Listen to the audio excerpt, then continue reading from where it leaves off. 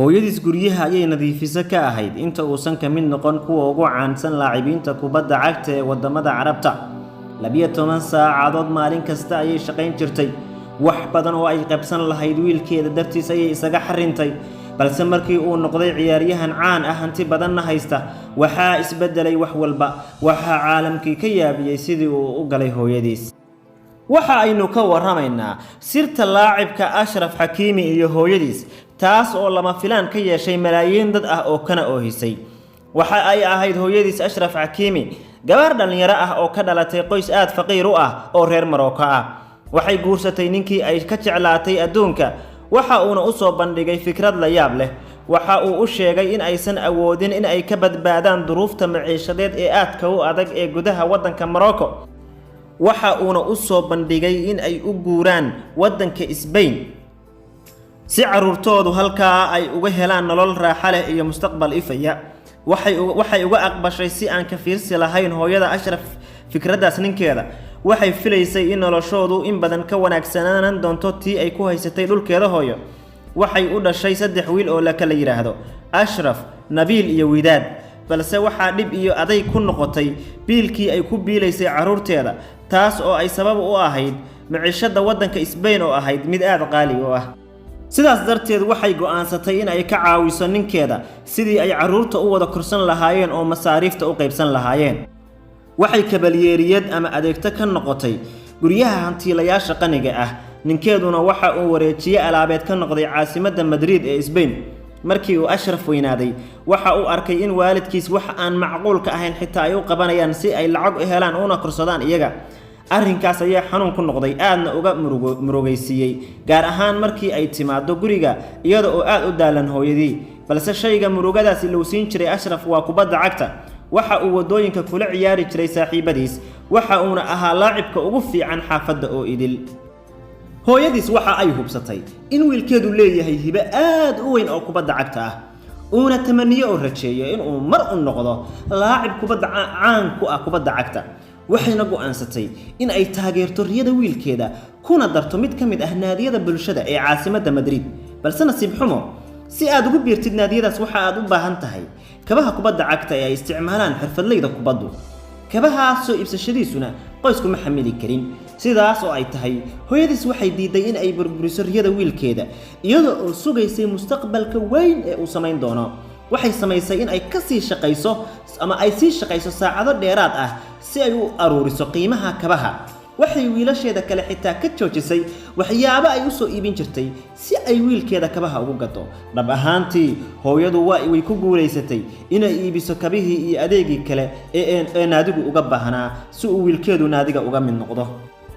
Ashraf waxa uu ka mid noqday naadigii hibadiisii cajiibka ahaydna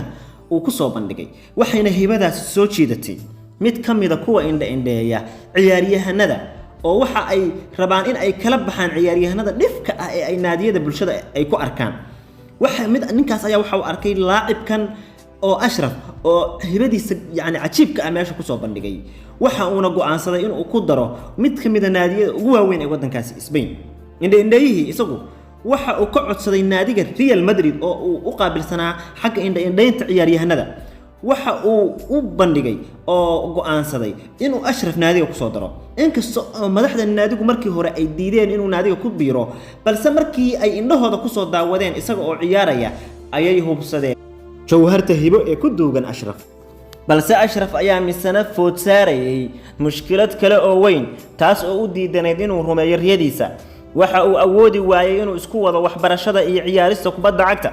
waxa uuna ka codsaday hooyadiis inuu ka tago waxbarashada oo uu muhiimadda saaro kubadda cagta hooyadiis ayaa ka hortimid go'aankan waxayna sheegtay in waxbarashadu muhiim tahay sida ay muhiim u tahay ciyaartu markaas ayuu hooyadiis ugu dhaartay haddii uu waxbarashada ka tagi lahaa uu noqon lahaa laacibiinta kubadda cagta kuwooda ugu waaweyn ee caalamka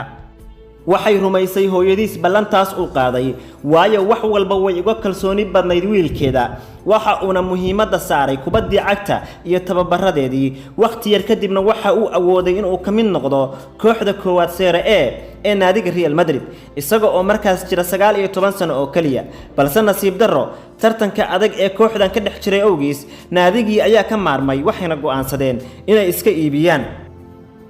ilbiriqsigaas murugada badan ee uu marayay ayuu xasuustay sidii ay hooyadiis ugu dadaashay iyo nafuuridii ay u samaysay isaga dartiis waxa uu iska diiday inuu isdhiibo waxa uuna ku dhaartay inuu caalamka u xaqiijin doono inuu yahay laacib weyn dhab ahaantii waxa uu soo bandhigay ciyaaro aad cajiib u ah isagoo u ciyaarayay naadigii cusbaa ee uu la shaqo bilaabay meel kastana waxa uga yimid dalabaad ay rabaan kooxuhu inuu ku soo biiro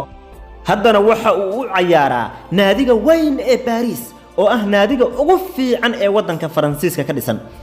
haddana waxa uu caan ku yahay inuu ka mid yahay laacibinta ugu waaweyn adduunkan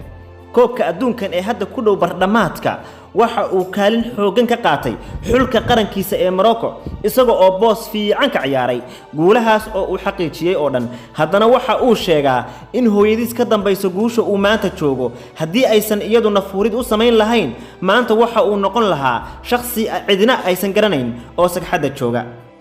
waxaan ka imid qoys aan waxba haysan oo faqiira qoyskaas oo u halgama si ay nolol maalmeedkooda u soo dhacsan lahaayeen aniguna iyaga dartood ayaan u halgamayaa maadaama ay aniga dartay naftooda u soo hureen waxa soo diyaariyay idin soo jeediyay idin soo gudbiyay anigoo Cabdullaahi Cabdikariin Khaliif Cabdullaahi Case fadlan inagu dhiirigeli inaad inoo like iyo share inoo taabatid aad baad u mahadsantihiin